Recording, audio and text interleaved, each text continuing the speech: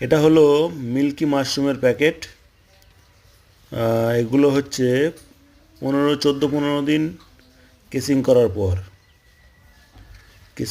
15 দিন পর এই মাশরুমগুলো বার হয়েছে এইভাবে।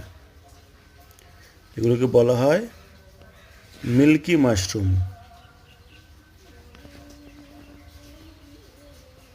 এগুলো আমাদের ফার্মে মিল্কি মাশরুম কাল্টিভেশন করা হয়েছে।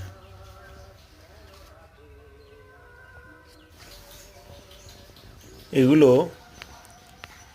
আর 4-5 দিন পর থেকে হারভেস্ট করার মতো হয়ে যাবে। 4-5 দিন পর থেকে আমরা হারভেস্ট করব। এগুলো একটা 50 গ্রাম 40 গ্রাম ওয়েট হবে, আর সব থেকে বড় ওয়েট হবে 250, 300, 400 এমন ওয়েট হয়। তো সবাই ভালো থাকবেন।